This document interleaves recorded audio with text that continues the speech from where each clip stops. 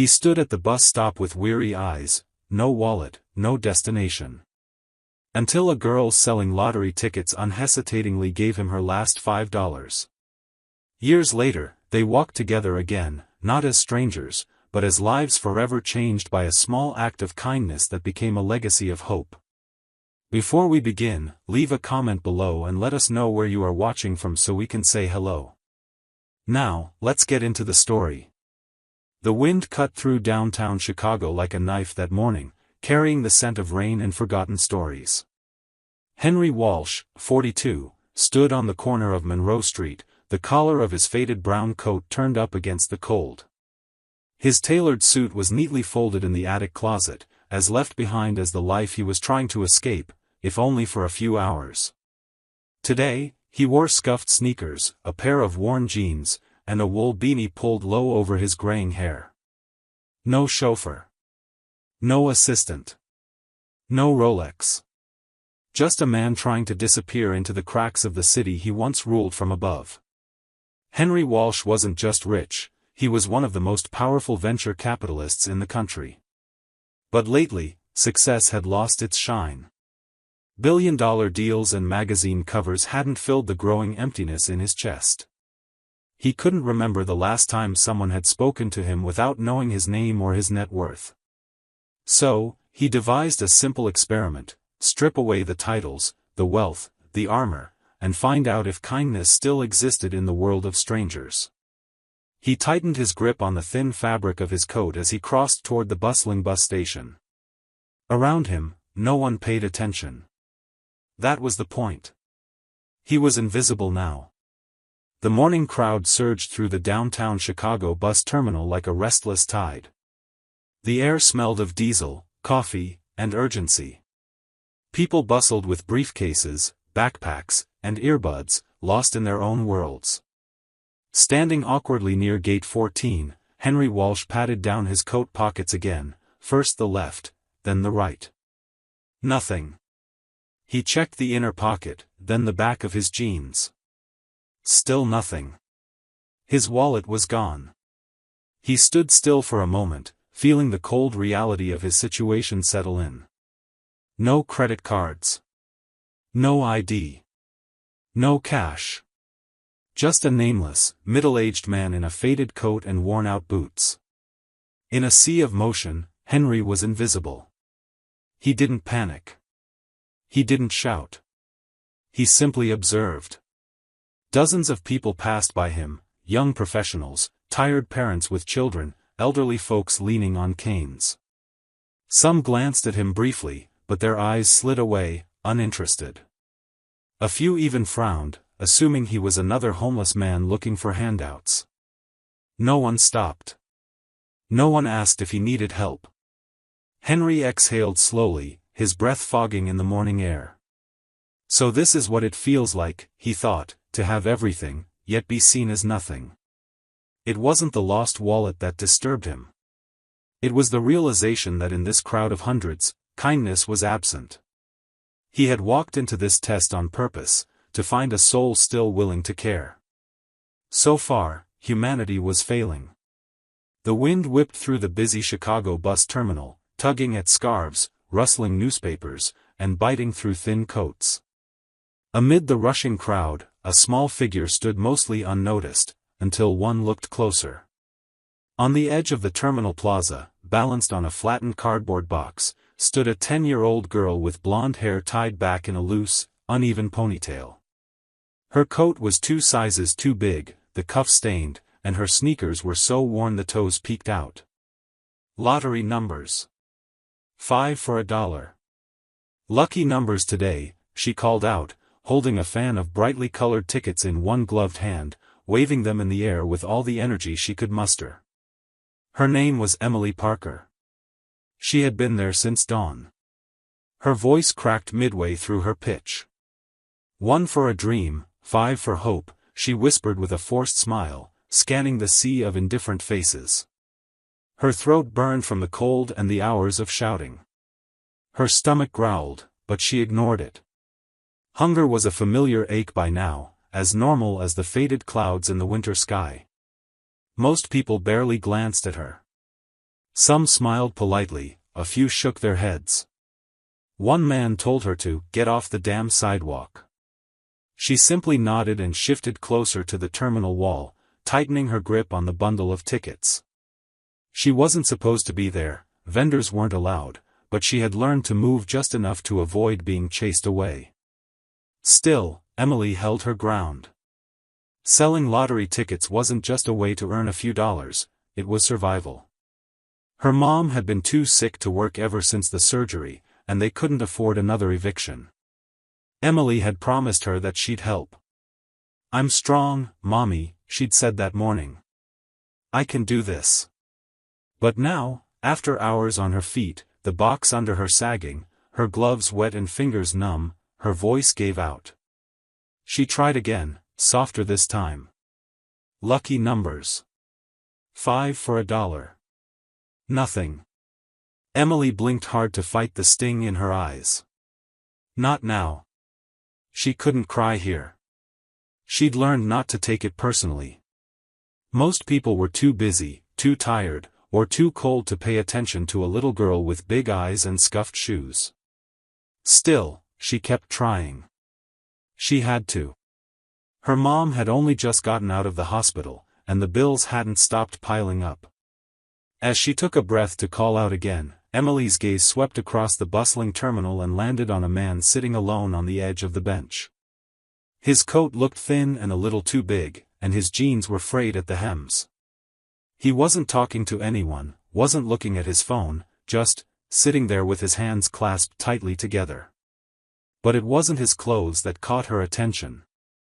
It was his eyes. They weren't blank, or angry, or defeated like many she'd seen. There was something quiet in them, something familiar. Like the way her dad used to look on his bad days, before he disappeared. A sadness that didn't shout, but whispered in silence. A man who had the weight of the world on his shoulders but didn't know where to set it down. Emily felt her breath hitch in her chest. She didn't know why, but something told her this man was important. Not because of his money, he clearly didn't have any. But because there was a story behind those eyes, and no one else seemed to care enough to ask what it was. Without thinking, she stepped down from her box. Her boots hit the pavement with a soft thud, and she tucked her lottery tickets close to her chest. Her heart pounded as she approached him. She knew better than to talk to strangers. Her mom had warned her countless times. But this didn't feel like danger, it felt like something else. Like purpose. The man didn't notice her at first. He was too lost in thought. Emily hesitated, then took one more cautious step forward. "Excuse me, sir," she asked softly. He slowly turned his head, his eyes meeting hers. For a split second, his expression changed, surprise. Emily stood a few feet away from him. Her voice, though soft, was audible over the sound of the engines and the noise of the city. "Sir, you look cold. Did you miss the bus?" Standing before Henry Walsh now was a little girl who couldn't have been more than 10 years old. Her blonde hair was tucked behind her ears, her cheeks were flushed from the wind, and her big brown eyes contained something that was rare in the world, concern. He blinked, unsure how to respond.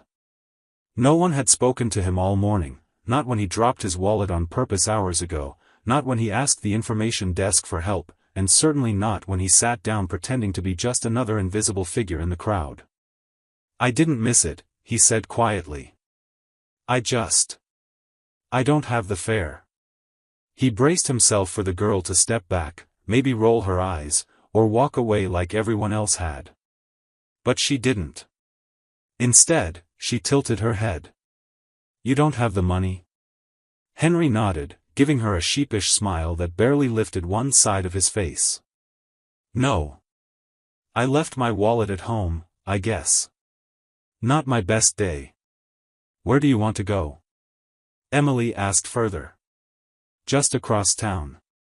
"Nothing urgent," he lied, trying not to reveal the discomfort building in his chest, not from the cold, but from how invisible he'd felt until she spoke. Emily looked down at her shoes for a moment, as if weighing something heavy, then took a small breath. Without a word, she reached into the inside pocket of her coat and pulled out a crumpled $5 bill. It was soft from use, with corners bent and a faint stain that looked like jelly. "I was saving this," she said, hesitating for a beat. Then she met his eyes. "For bread. But I think you need it more." Henry stared down at the crumpled $5 bill in his weathered palm. The little girl had just placed it there, no hesitation, no fear. Her small fingers, rough from city life and cold air, had gently closed his hand over the money like it was a sacred act. He looked back at her. Emily stood tall despite the strong wind, her tattered coat barely keeping out the morning chill. In her other hand, she clutched the remaining lottery tickets, the only things keeping her and her mother alive. Henry, still playing the part of a broke traveler, tightened his fingers around the bill and cleared his throat. "You don't even know me," he said softly, the edge of a test in his tone. "Why would you give this to a stranger?" Emily blinked, but didn't flinch. "Because once, someone helped my mom when no one else would." Her voice trembled slightly, but her conviction didn't. "I never forgot that." Henry's eyes narrowed, intrigued. "So you just go around giving away the only money you have?" She glanced down, then back up. "Not always. But today, you looked like you needed it more than I do." There it was, the answer he didn't know he was searching for. Henry had spent years buried in boardrooms, surrounded by people who would sell loyalty for a raise, lie for position, or scheme for inheritance. And yet here stood a little girl, with less than anyone he knew, handing over her last dollars with no expectation of anything in return. "Still," he tested once more, lowering his voice. "What if I'm lying? What if I don't need help at all?" Emily shrugged. "Then maybe it's your test, not mine." Silence. Henry felt something crack inside him, something buried beneath years of cynicism and boardroom deals. Her words were a mirror, held up by a child who had no idea she was speaking to one of the richest men in the country. "I don't want anything back," she added. "Just, if you ever can, help someone else. That's all." A slow breath escaped his lips. The city roared behind them, horns, chatter, the screech of a bus arriving, but Henry only heard the echo of Emily's simple, powerful request. He looked at the $5 bill again. It was small, wrinkled, and smelled faintly of old coins. But in that moment, it was worth more than anything in his bank accounts. Henry gave a solemn nod. "You have my word." Emily smiled. Not a wide grin, just a soft curve of the lips, as if she knew something he didn't. Then she turned back to her cardboard box and her lottery tickets, never asking his name. She didn't have to. She had already passed the test. Henry was stunned silent. The wind picked up, rustling wrappers along the pavement, but he barely noticed. His fingers closed around the bill like it was made of gold. Emily didn't wait for a thank you. She just smiled, small, shy, and real, and turned back toward her box of tickets. And in that moment, Henry Walsh, one of the wealthiest men in America, felt poorer than ever, and yet richer than he'd been in years. The screech of old brakes and the faint hiss of air broke the heavy silence between them as the next bus pulled into the terminal. Henry glanced over his shoulder, startled by how quickly it had arrived. The headlights cut through the gray morning haze, flickering across Emily's face as she stood there, small and steady, her breath visible in the chill.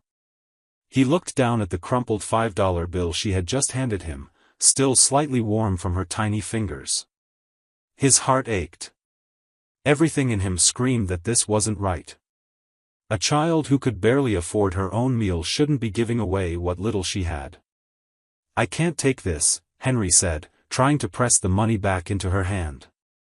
"You need it more than I do." But Emily stepped back and shook her head, her expression fierce in a way only kids with hard lives knew how to be. "It's not about need," she said quietly, "it's about doing what's right." Henry froze, thrown off by the wisdom in her voice. The line of passengers began to move forward, their footsteps echoing around them. The driver had already opened the folding doors, waiting for the next person to climb aboard. He reached for her hand again. "Emily, I can't take from a child." She cut him off, gently but firmly pushing the bill back into his palm and curling his fingers around it. "Please," she said, her voice softer now. "Just take the ride. Maybe you'll find what you're looking for." Those words landed deep, like they were meant for a part of him he had forgotten. Henry's throat tightened. How could she know? How could she possibly understand that he'd been wandering through life despite all his success, empty, lost, trying to remember what kindness felt like? For a long second, he just stared at her. No one else in the terminal seemed to notice the moment passing between them, but for Henry, it might as well have been a lifetime. Then, quietly, he nodded. With a final glance at the girl in the patched coat, he stepped onto the bus. As the doors closed behind him, he moved toward the back, settling into a window seat. He watched as Emily turned and returned to her cardboard box, pulling her bundle of tickets close to her chest like a shield. The engine roared to life, and the bus pulled away, carrying Henry into the city, but also into something else. Something new. A shift had happened, subtle but undeniable. He still clutched the $5 bill in his hand. And in his heart, a promise was forming. The city lights of Chicago shimmered like a restless sea as Henry Walsh's private elevator ascended to the top floor of the Walsh Tower. The soft chime at each floor felt louder than usual, echoing in the silence that wrapped around him like a heavy coat. He leaned against the mirrored wall, his reflection staring back, well-groomed, sharp-suited, and haunted.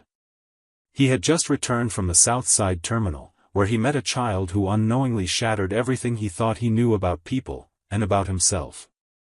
Inside his penthouse, nothing was out of place. The lights came on automatically, illuminating sleek marble floors, curated art, and floor-to-ceiling windows framing the glittering skyline. But tonight, it all felt distant, sterile, even. He walked past the untouched dining table, past the fireplace that had never known warmth, and collapsed into the leather armchair by the window. He closed his eyes, and there she was again. Emily Parker. Her coat frayed at the sleeves. Her sneakers torn. Her eyes, impossibly bright for a child with so little. He could still hear her voice. "Please just take the ride. Maybe you'll find what you're looking for." Henry had built an empire by never trusting anyone, by assuming everyone wanted something. But Emily hadn't wanted a reward. She hadn't even asked his name. She gave away her only money, not to gain, but to give. He rubbed his temples, disturbed by the quiet ache blooming in his chest. That simple moment at the bus terminal had stripped him bare. No bodyguards. No cameras. No shareholders watching. Just a little girl with nothing, giving him everything. Why had it moved him so deeply? Because she didn't hesitate. Because she didn't ask questions. Because she cared. In his world of contracts and boardrooms, no one gave anything without calculating the return. But Emily? She had changed the equation. He reached into his coat pocket, fingers brushing against the crumpled $5 bill he'd never used. He had kept it, tucked it away like something sacred. It now meant more than any stock certificate or diamond cufflink in his collection. A knot tightened in his throat.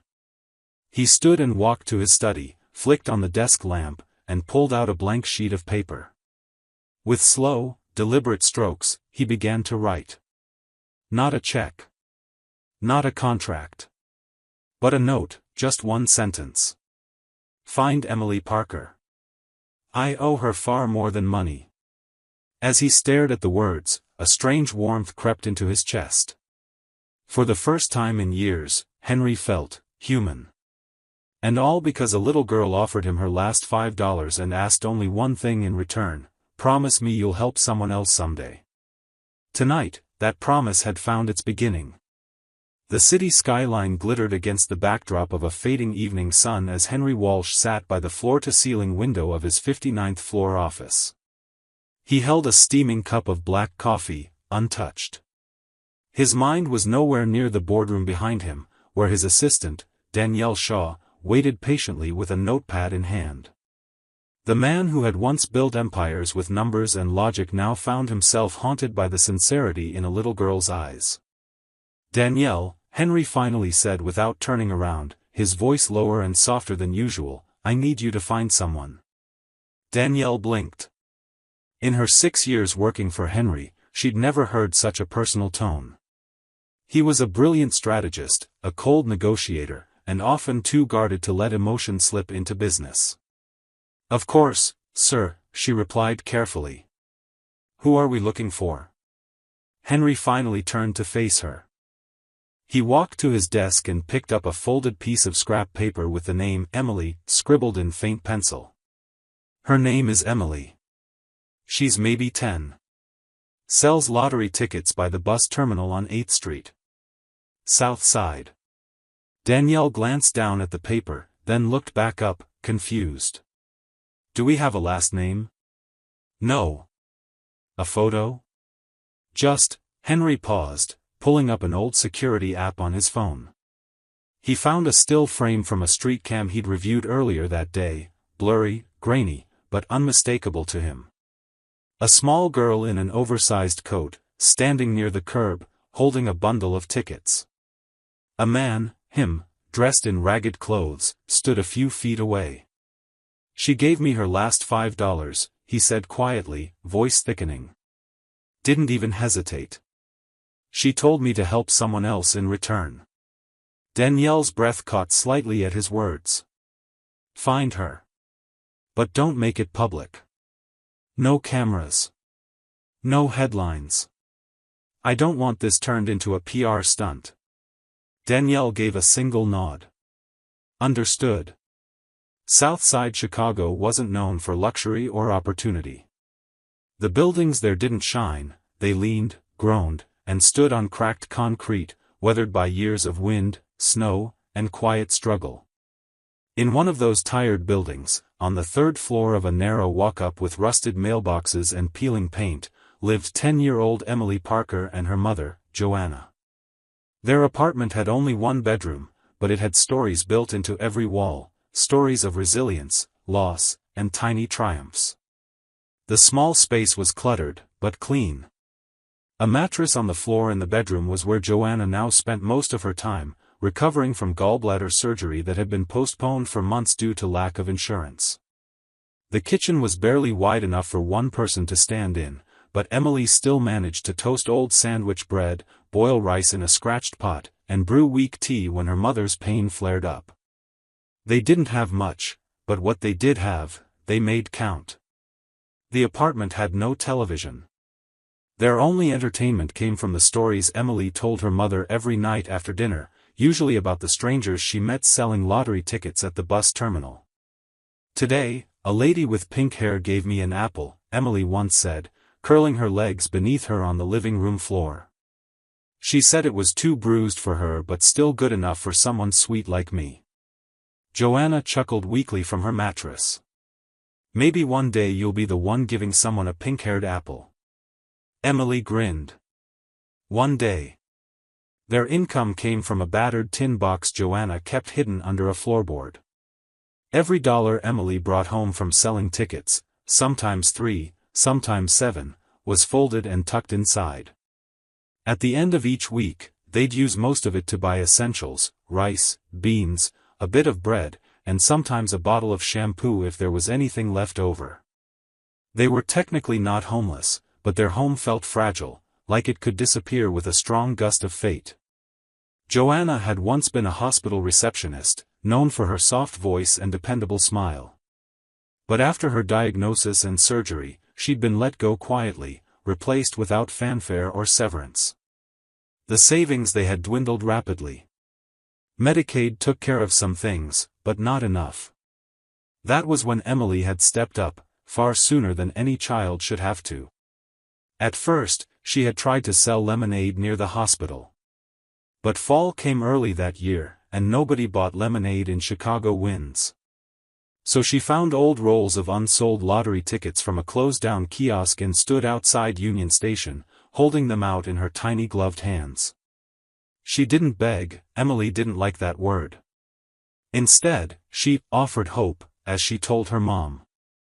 Someone might just win, she would say, even though most tickets were scratched or had expired. But they still smile when I hand them out. That counts. What kept them going wasn't just the few dollars they scraped together. It was the way they clung to the remnants of dignity and hope. Joanna never let Emily leave the apartment without washing her face, brushing her hair, and pinning back her bangs with a faded butterfly clip. "You deserve to walk tall," Joanna said every morning, despite barely being able to sit up. And Emily did. Even on days she had holes in her shoes or a cough she wouldn't mention. She stood near the bus station not with desperation, but with determination. If anyone ever asked where her parents were, she simply said, "Home's just a few blocks away," then quickly changed the subject. They avoided child protective services like others avoided storms. Emily knew if someone knocked on the door asking too many questions, she and her mother could be separated.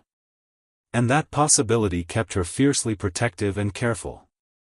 That was why Emily's act of kindness toward the ragged man at the bus station was so pure. She didn't give because she had extra. She gave because she understood what it meant to have nothing and still choose kindness. That $5 bill had taken 3 days to earn, 3 days of cold fingers, missed meals, and quiet sighs when she thought her mother wasn't listening. But to her, the man's tired eyes had spoken louder than money ever could. After she gave it away, she didn't tell her mom. Instead, that evening, when Joanna asked how the day had gone, Emily simply said, "I did something good today.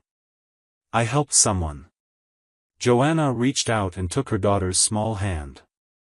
"That's my girl," she whispered. "You've always had a rich heart, even if our pockets are empty." Outside their window, city lights blinked far in the distance, out of reach, yet always there. The hum of a distant train filled the silence between them.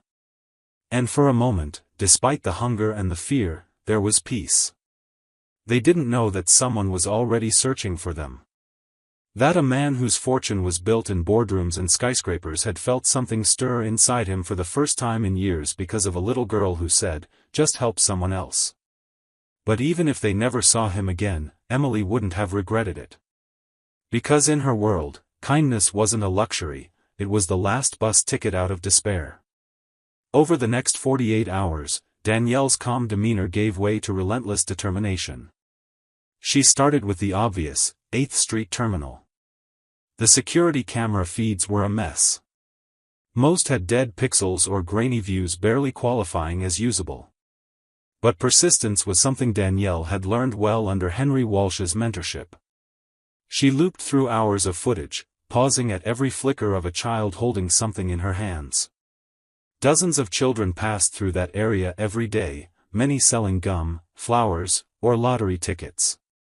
The poverty of the South Side was no secret, and its children were often invisible to those who passed by in black sedans and designer suits. At 2:37 p.m. in a feed dated 2 days earlier, she spotted her, Emily. Same coat. Same stance. The timestamp matched Henry's recollection. Danielle zoomed in. The frame shook with static, but it was her. She made a few calls. Quiet ones. First to a contact in child services, then to a friend who ran a soup kitchen a few blocks away. "Do you know a little girl named Emily? Brown hair. Blue eyes. About 10 years old. Sells lottery tickets near 8th Street. Nothing." But that night, as Danielle drove through the South Side, she passed a convenience store and noticed a familiar figure standing under a flickering streetlight. The girl's coat was unmistakable, the same one from the footage. She clutched her bundle of tickets, eyes darting toward people passing by, hopeful but cautious. Danielle parked discreetly and approached. "Hi, sweetheart," she said gently. "Are you Emily?" The girl hesitated, instantly alert. Who wants to know? My name's Danielle. A man named Henry, you gave him money for a bus ticket 2 days ago. Emily's eyes lit up but quickly narrowed. He okay? Danielle smiled softly. He's more than okay.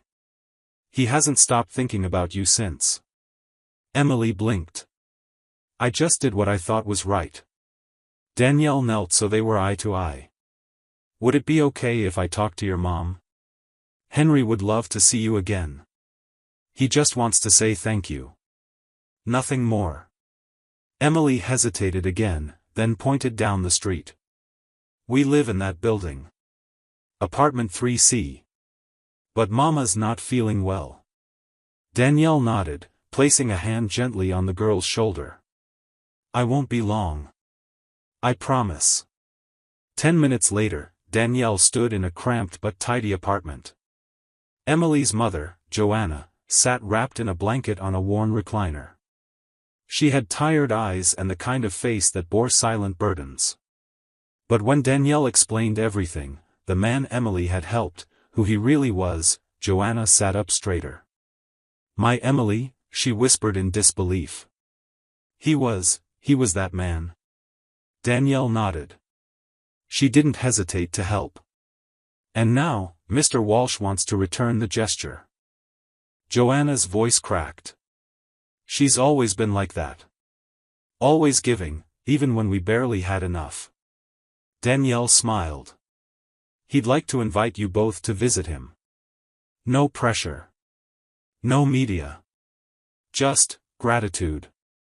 Joanna looked over at her daughter, who stood near the kitchen doorway, nervously twisting the hem of her sleeve. Can we take the bus? She asked. Danielle chuckled. No need. I'll send a car.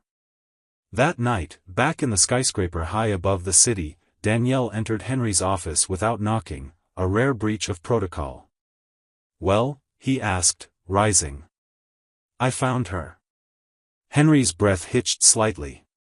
She's real, Danielle said. Her name is Emily Parker. Lives with her mom in South Side. Her mom's been sick, but they're getting by. Henry slowly sank into his leather chair. For a moment, he said nothing. Finally, he whispered, she didn't even ask for anything, and still gave all she had. Danielle nodded. You were right. Not everyone sees money the same way. Some just see people. Henry looked out toward the city again, but now his reflection wasn't that of a billionaire, it was of a man who had been changed by a child. Arrange a visit, he said. Soon. And in the silence that followed, something stirred inside Henry Walsh, something that money alone had never been able to buy. 2 days had passed since Danielle had found Emily and visited her mother. There was an eerie silence in the shabby apartment that Emily and her mother, Joanna, called home. Sunlight filtered through cracked curtains, catching dust motes in the air and warming the old blanket Emily had wrapped tightly around herself. The chill from the night before lingered, as did the unease in Joanna's chest. Emily sat quietly at the tiny kitchen table, her feet swinging above the floor. She didn't say much as she slowly spooned cereal from a chipped bowl, her eyes occasionally drifting toward the door. Since yesterday, since the letter had come, the air in their apartment felt charged. The envelope still sat on the table, opened and reread at least a dozen times. Joanna rubbed her temples, staring at the paper as if it might disappear if she blinked long enough. Emily, she said cautiously, are you absolutely sure this isn't some prank? Some game someone's playing? I know it's not, Mama, Emily replied, her voice calm but resolute. It was him. The man from the bus. I know it. Joanna sighed. She wanted to believe her daughter. She wanted to believe in good things. But life had rarely handed her anything without a catch. Ever since her husband had vanished and left her with a toddler, life had been about surviving.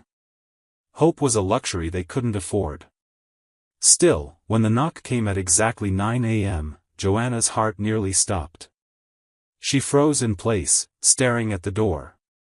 Emily slid off her chair and padded across the room, standing beside her mother like a little soldier waiting for orders. Joanna opened the door slowly, her hand trembling on the knob. Parked in front of their crumbling building was a sleek black SUV, its paint gleaming in the sunlight. The man who stood in front of it wore a dark suit and polished shoes. His posture was crisp, professional, but not cold. His kind eyes met Joanna's and he gave a polite nod. "Good morning, Miss Parker," he said. "My name is Mr. Grayson. I work with Mr. Henry Walsh. He sent me to escort you and Emily to the city." Joanna blinked. Her mind struggled to catch up. "Excuse me, what?" she stammered. Mr. Grayson opened the rear passenger door of the vehicle. "Mr. Walsh is expecting you. He requested I pick you up personally. Please, take your time. We can wait while you and Emily get ready." Joanna stepped back, glancing around as if this was a dream she might wake up from any second. Emily tugged on her sleeve. "Mama, we should go." He kept his promise. Joanna looked down at her daughter, her bright, stubborn, ever-hopeful daughter, and something inside her finally gave way.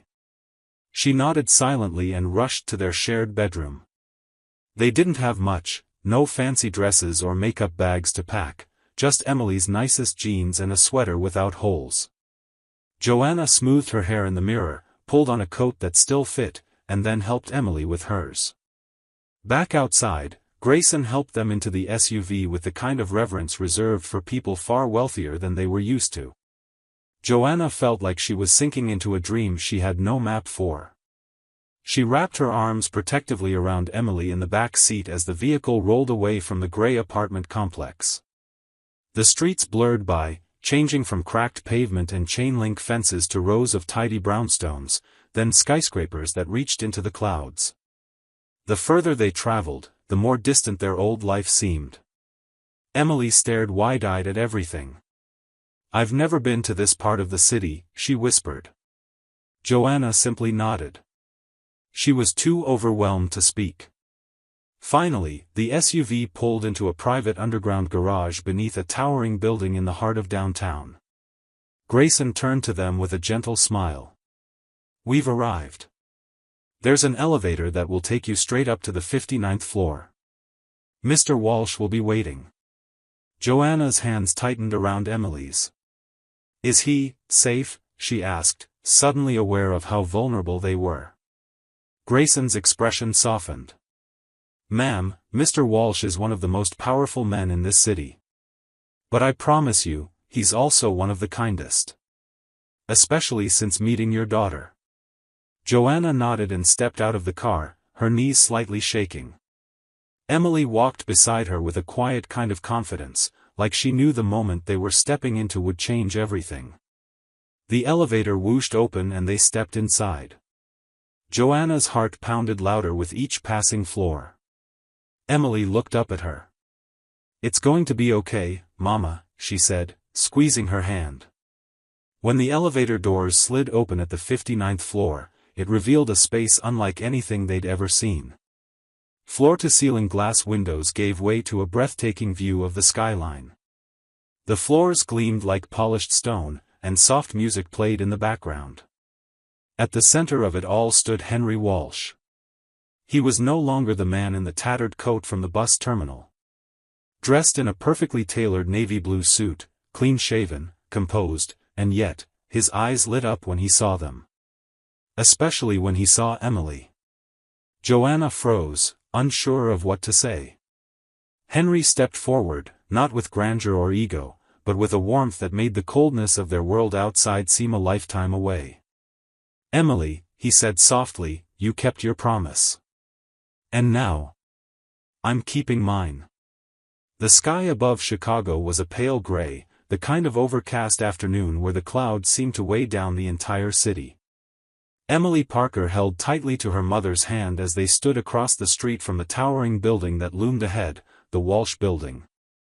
59 floors of glass and steel reaching defiantly into the sky, glittering with the kind of luxury Emily had only seen in pictures. She looked up. "It really is that tall," she whispered. The moment they entered the lobby, Joanna stopped in her tracks, and Emily bumped gently into her side. The air was cool and citrus-scented. The walls were polished stone, stretching high above their heads, and the floor beneath their feet was smooth black marble with delicate veins of silver. Sunlight poured in through enormous windows, reflecting across a crystal chandelier the size of their apartment's entire living room. Emily's eyes widened. "It's like a palace." Joanna couldn't disagree. Her mouth opened slightly, but no words came out. Then she finally managed to whisper, "Are you absolutely sure this isn't a mistake?" Before Emily could answer, a man in a dark suit approached them. He was tall, with slick-back hair, an earpiece in one ear, and a tablet in his hand. He looked like someone out of a movie. "Excuse me," he said politely. "Are you Emily and Joanna Parker?" Joanna straightened her shoulders protectively. "Yes, we are." "Welcome," he said with a small nod. "Mr. Walsh is expecting you. Right this way." The words landed heavily in Joanna's chest. Mr. Walsh. So it was him. The man at the bus terminal. Not a drifter. Not someone forgotten by the city. He was Henry Walsh, one of the richest and most elusive men in the country. A man with skyscrapers to his name, and now, apparently, their names in his appointment book. They followed the man past a wall of mirrors and into the elevator lobby. Each elevator door gleamed gold like treasure. The attendant pressed the button marked 59, and the doors whispered open. As they stepped inside, Joanna clutched Emily's hand again. She was breathing shallowly, trying to calm the storm inside her. "I don't understand," she muttered. "Why would a billionaire want to meet us?" "I think it's because of the ticket," Emily said softly. "I gave him the last $5 I had. And I asked him to help someone else." Joanna shook her head, tears beginning to gather at the corners of her eyes. "That's just the kind of thing your father used to say. Help others, no matter what." The elevator glided upward, silent except for the soft hum of mechanics. The lights blinked steadily. 10th floor. 24th. 41st. 59th. When the doors opened, they revealed an entirely different world from the lobby below. The 59th floor was quieter, warmer, more personal. A long hallway stretched before them, lined with floor-to-ceiling windows that bathed the space in natural light. Art adorned the walls, calm landscapes, portraits of children, pieces that made you pause. At the far end stood a large open office, and in the center, behind a simple mahogany desk, stood Henry Walsh. This time he wasn't dressed in layers of torn flannel. He wore a soft gray suit, perfectly tailored, and no tie. But his eyes, those were the same. The kind eyes. The tired ones. The ones that had smiled at Emily through pain. Her breath caught. "That's him," she whispered to Joanna, tugging on her mother's coat sleeve. "That's the man at the bus station." Joanna squinted. "Are you sure?" Before Emily could reply, the man stepped forward, a warm smile spreading across his face. "Hello, Emily," he said gently. His voice was deeper now, fuller, not worn down by the cold like the day they met. "And Mrs. Parker, thank you both for coming." Joanna nodded, clearly trying to make sense of what was happening. "Mr. Walsh?" Henry gave a modest nod, then turned his attention to Emily. "It's good to see you again." Emily tilted her head. "You're not poor," she said plainly, squinting. "You looked really different before." Henry laughed softly, not out of mockery but with something closer to relief. "That was the idea," he admitted. "I was trying to disappear for a day, to see if people still cared when there was no money involved. I never expected to find you." Emily blinked. "So, you lied?" Henry's smile faded, replaced by something deeper, guilt, perhaps, or gratitude so intense it couldn't be hidden behind words. He slowly bent down on one knee, lowering himself until he was eye level with the girl who had unknowingly changed his world. "I didn't lie to hurt anyone," he said, his voice trembling slightly. "I lied because I didn't believe anymore. Not in people. Not in kindness.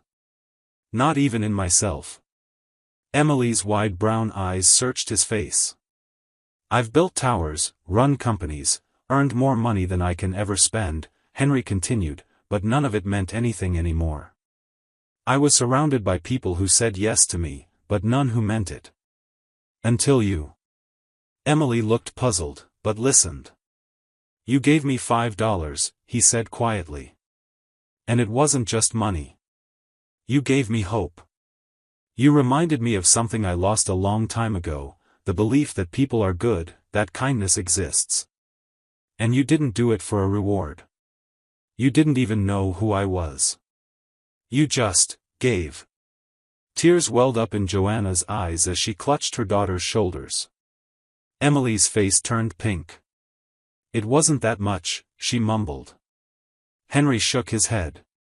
"It was everything, Emily. You gave when you had almost nothing. That means more to me than all the money I own." And then, in a gesture that stunned them both, Henry placed his hand over his heart and bowed his head slightly. "Not as a billionaire. Not as a man of status or power. But as a human being, humbled."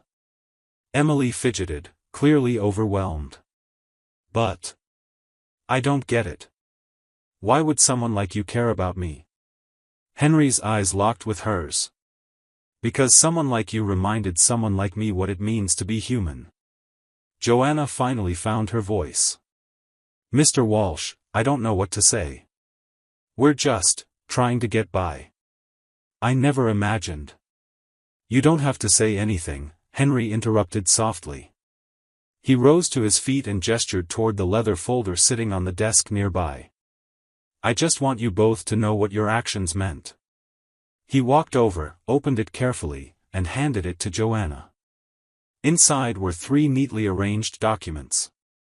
The first was a full scholarship for Emily, private schooling, health care, clothing, even transportation until college. The second was a job offer for Joanna, an administrative assistant position at one of Henry's community-focused foundations, with paid time off and full medical benefits. The third was a bank account statement, already opened in Emily's name, with a balance that made Joanna gasp, $250,000. Joanna's legs nearly gave out. She sat in the nearest chair, her hand covering her mouth. This can't be real." Emily just stared at the page, then back at Henry. "Why are you doing all this?" Henry stepped closer and smiled. "Because you changed my life. And because I promised you something." Emily furrowed her brows. The helping other people thing?" He nodded. "You said, just promise me you'll help someone else." "That's exactly what I'm going to do, Emily. Starting with you. And then hundreds more." Joanna began to cry, the silent, trembling kind of sob that comes from years of exhaustion finally breaking open. She looked up at her daughter and whispered, "You did this." But Emily shook her head and walked toward Henry, stopping just in front of him. She reached into her pocket and pulled out something small, creased and nearly forgotten, a single lottery ticket. "It's the last one I have," she said. "For you." Henry's brows lifted in surprise. "But, you already gave me more than I could ever repay."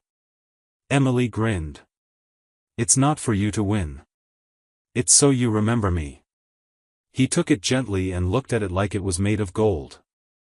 "I'll keep it forever."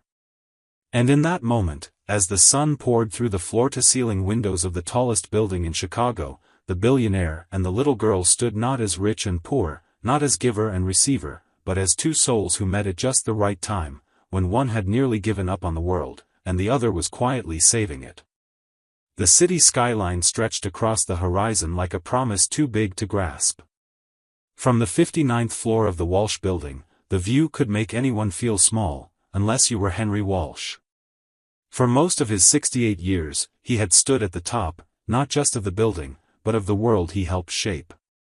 Billionaire, magnate, philanthropist, words that adorned magazine covers and echoed in conference halls. But today, he sat alone in his sleek office, the lights of Chicago flickering against the tinted glass behind him. On the desk before him lay a manila envelope. Heavy. Important. Final.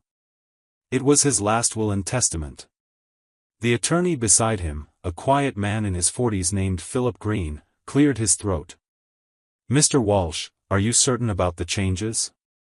Henry leaned back in his chair, folding his hands across his stomach. "I've never been more certain about anything in my life." Philip hesitated. 10% of your entire estate, to a foundation that doesn't yet exist? Henry turned toward the window, but his mind was at a bus station, back on that windy morning when a little girl had offered him her only $5. "She gave me more than any boardroom ever did," he said softly. "She reminded me that decency doesn't come from wealth. It comes from courage, and choice." Philip said nothing more. He simply nodded and slid the papers forward. Henry uncapped the fountain pen. He paused for a moment before he signed. His eyes drifted to the paragraph that had been added at the very end. "In honor of kindness and the extraordinary impact of a single act of selflessness, I hereby direct that 10% of my estate be allocated to the formation and funding of the Emily Parker Foundation for Children, an organization dedicated to helping underprivileged youth across the United States." He signed with a steady hand. And just like that, the little girl from South Side Chicago, who once stood on a cardboard box selling lottery tickets, became the beneficiary of a legacy worth hundreds of millions. A few days later, across town in a much smaller building, an aging walk-up with cracked stairs and peeling paint, Emily Parker sat cross-legged on the carpet, sketching in a notebook. Her mother, Joanna, leaned against the kitchen counter, slowly sipping tea. The sting of her post-surgery pain still flared on cold mornings, but things were better now. Emily was in school. Joanna was working part-time at a nearby bookstore thanks to a friend of Mr. Walsh, who had made some calls. They had no idea that something even bigger was coming. That same afternoon, Philip arrived at the Walsh building again, this time with a media team preparing for a quiet press release. The legal details had been finalized, the nonprofit paperwork filed. All that was left was for Henry to rest. His work, he often joked, was finally finished. Except Henry never made it to the next morning. He passed away peacefully in his sleep, the city lights still twinkling outside his window. No illness. No pain. Just silence. The kind that only follows a man who had done what he came to do. News of Henry Walsh's death rippled across the nation. Tributes poured in. Networks aired documentaries, employees lit candles at the building's entrance. But amidst the flood of mourning and legacy, one name stood out, repeated across headlines that shocked many. The Emily Parker Foundation to receive historic endowment from late billionaire Henry Walsh. Back in their modest apartment, Emily and Joanna stared at the television in stunned silence. Joanna slowly lowered her cup, her hands trembling. "Did they just say, your name?" Emily's mouth parted but no words came out. Her heart pounded. A photo of her from the bus station, grainy and distant, flashed on screen beside Henry's.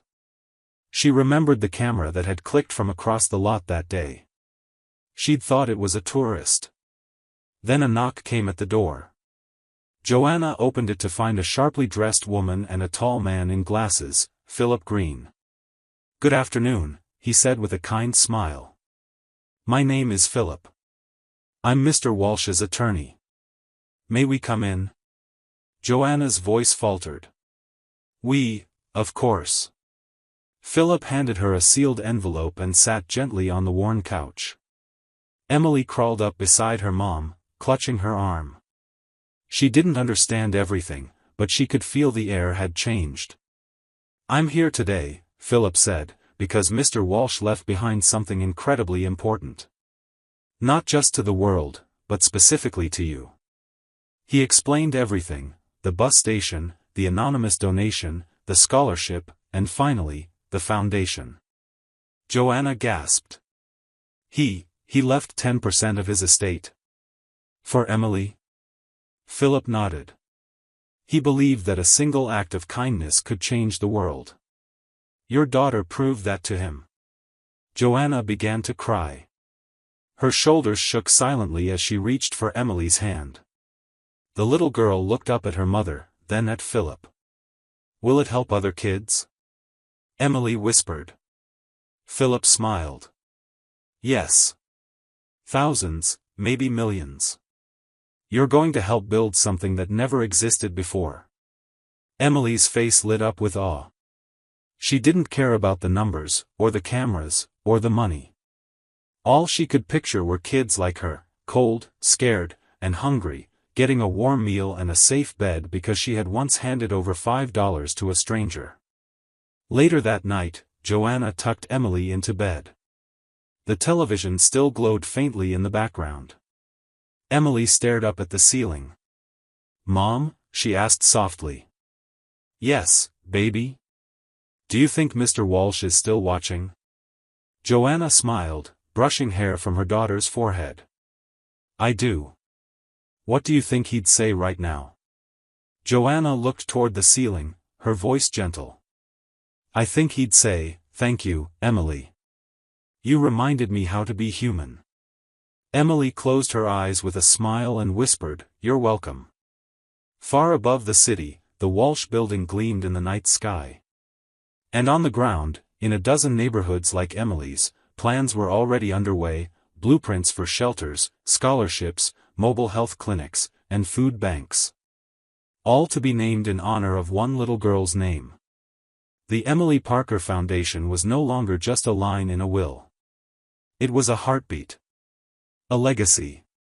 And the lasting echo of kindness given when no one was looking. Years later, with Emily's efforts, the crowd fell silent as the fluttering ribbon fell to the ground, cut by the shiny silver scissor ring in Emily Parker's strong hands. The wind carried the noise across the yard, but Emily barely heard it. Her heart pounded, not from nervousness, but from the flood of memories as she stood before the newly built sanctuary, a place that had only existed in her dreams. The large banner hanging behind her read, "The Emily Parker Foundation for Children, Hope Begins Here." The building stood tall in the heart of South Side Chicago, with warm brick walls, clean windows, and a colorful mural of children playing in a garden. It was a stark contrast to the crumbling neighborhoods that surrounded it. Inside were dorm-style bedrooms with soft beds, a stocked kitchen, classrooms with chalkboards and books, and counselors ready to listen.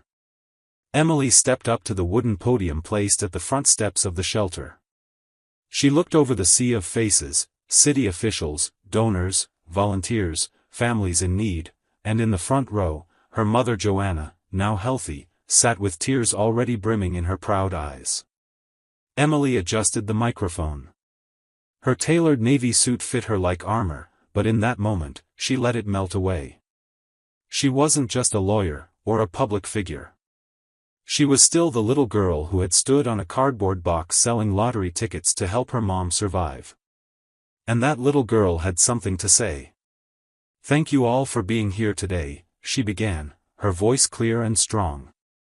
"This shelter isn't just a building. It's a story. A story that started years ago, on a cold morning, at a bus terminal downtown." Some leaned in, surprised by the turn in her tone.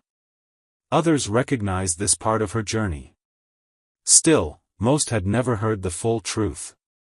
"I was 10, Emily continued.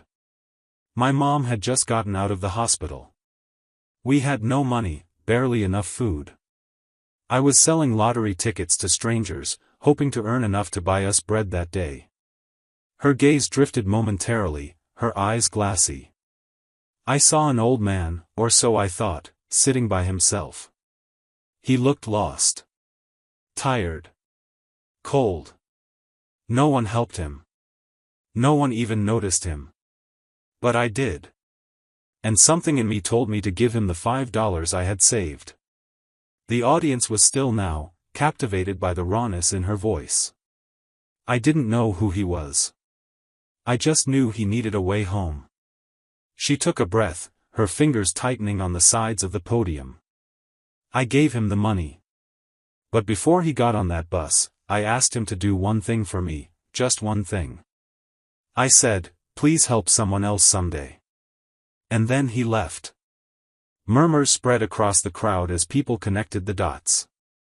Many had heard of Henry Walsh, the billionaire philanthropist who had mysteriously redirected a portion of his estate to a little-known girl named Emily Parker before his passing. But few knew why. Emily nodded slightly. That man was Henry Walsh. I didn't know until a few days later, when Danielle, Mr. Walsh's secretary, came to our little apartment with an invitation.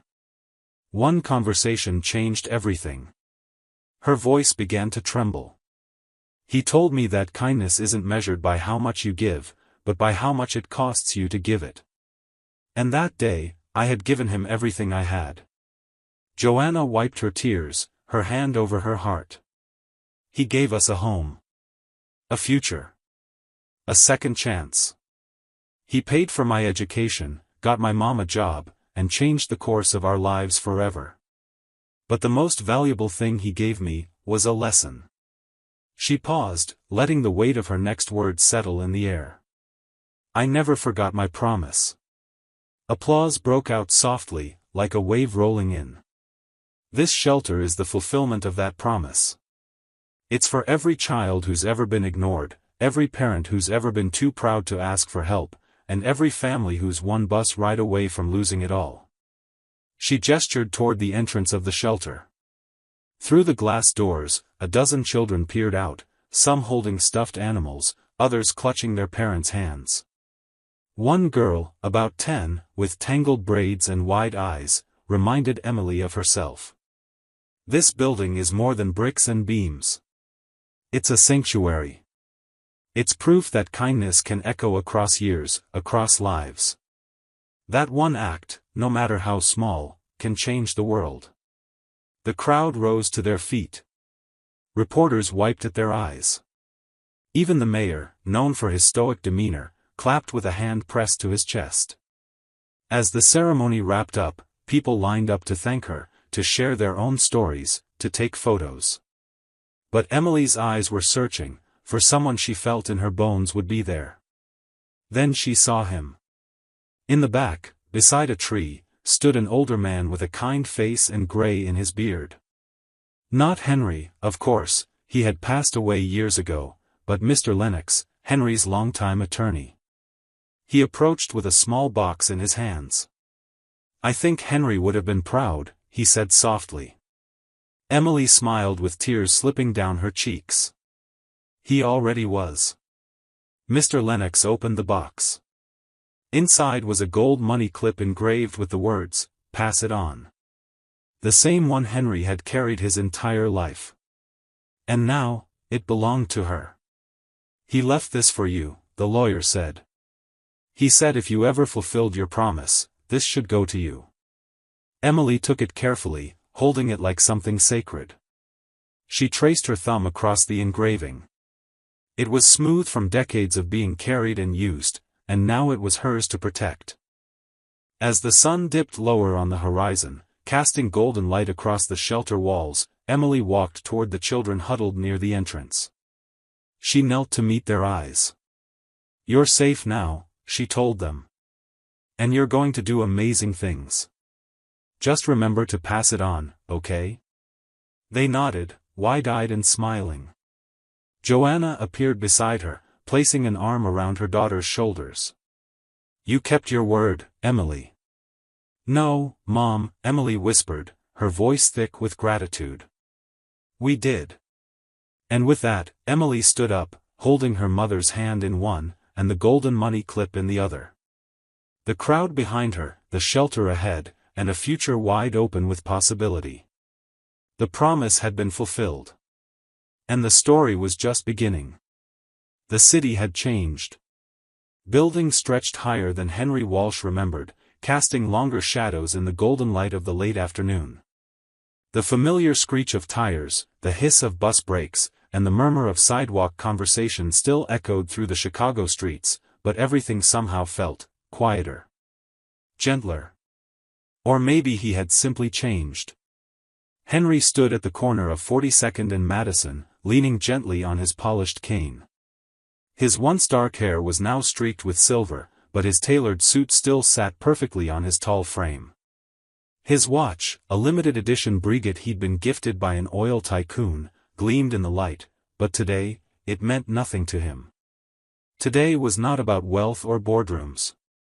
It was about a memory. A bus.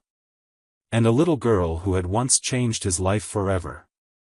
The bus rolled up with a soft mechanical hum, and its doors opened with a familiar hiss. Henry smiled. Not because he was boarding it alone, but because waiting at the front seat, just where she'd promised, was Emily. Now 22, Emily Parker had grown into a graceful young woman with soft, intelligent eyes and the same messy brown curls from her childhood. She wore a light blue blouse, a worn denim jacket, and a smile that still carried the warmth of that cold autumn day so long ago. Henry stepped onto the bus, offering the driver a polite nod. "Good afternoon." "Afternoon, sir," the driver replied, eyeing him briefly before focusing back on traffic. He took the seat next to Emily, and for a moment, they sat in silence as the city moved past them, brick walls covered in murals, small bakeries, bookstores, children chasing pigeons. Then Henry chuckled, low and almost nostalgic. Emily turned toward him. "What's funny?" He looked at her, eyes soft with memory. "The last time I sat on this bus, I had nothing in my pocket. No wallet. No name. And I never expected a 10-year-old with holes in her coat to offer me her last $5. She laughed, her voice light but thick with feeling. "And I never expected a stranger with tired eyes to be a billionaire in hiding." They both laughed then, but behind their smiles was a river of shared emotion, flowing deeper than words. Henry leaned his head slightly against the window, watching sunlight flicker through the trees that lined the route. "That day changed me, Emily. More than any business deal. More than any loss I've ever experienced." Emily's smile faded into something gentler, almost reverent. "It changed me too. I think about it every time I see someone who looks lost. I wonder, what if there's someone important, just waiting for some." Henry turned to her fully, emotion rising in his chest. "You didn't help me because you thought I was someone. You helped me because you were someone. You were someone good. You taught me that kindness doesn't come from wealth. It comes from pain. From surviving. From hope." Emily swallowed hard, looking down at her hands in her lap. "It wasn't just about hope. That day, we had nothing left. Mom was so sick, and I was so scared. But I still remember her telling me that if we lose everything, we can still give our heart." Henry nodded slowly. "Joanna, she's remarkable. And so are you." Silence settled again, warm and unspoken. The kind that only forms between people who have shared more than just time. They had shared a turning point. The bus curved around a corner, slowing down in front of the exact bench where they had first met. Henry stared at it for a long moment. "There it is," he whispered. Emily followed his gaze. The bench was different now. Newly painted. The graffiti gone. But the energy lingered, like a ghost of who they both used to be. "That's where I stood," Emily said. "I remember every second. You looked lost, but not broken. I think that's why I believed in you." Henry smiled, tears touching his eyes. "And you looked poor, but not small. You looked like you'd already survived things I couldn't even imagine." Emily looked out the window, blinking fast. "I think about the girl I was back then. Scared. Tired. Desperate to be brave for Mom. But also full of dreams. I wanted to believe that if I was kind, the world would notice. Henry reached over and gently touched her hand. It did. I noticed. And so did the world. The bus slowed for a red light, and outside, a little boy holding a balloon pointed at the vehicle. His father crouched to fix his shoelace, laughing. The scene made Emily smile. "Do you ever wish you could go back?" she asked softly. "To that day?" Henry paused. "Sometimes. But not because I want to relive it. Because I want to whisper to myself, everything changes today. Don't be afraid." Emily nodded. "Me too." The bus began to roll again. Henry leaned back in his seat, letting out a long, slow breath. "I've owned buildings, fleets, land, but I've never felt as alive as I do right now. Sitting next to the girl who taught me to live again." Emily's eyes shimmered. "And I've never felt safer." Like the circle finally closed. They rode in silence for a while after that, letting the hum of the bus, the scent of the city, and the rhythm of the journey wrap around them like an old song. When the final stop approached, Henry stood slowly, offering his arm to Emily. She took it. As they stepped off the bus and back onto the Chicago sidewalk, the sun dipped lower behind the skyline, casting everything in gold.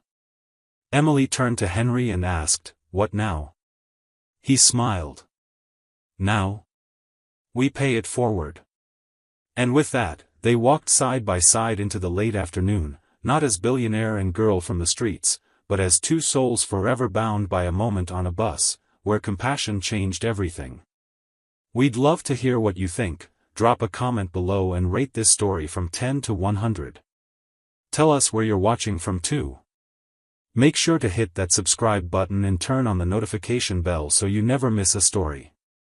And if this touched your heart, check out more uplifting videos by clicking on the end screen now.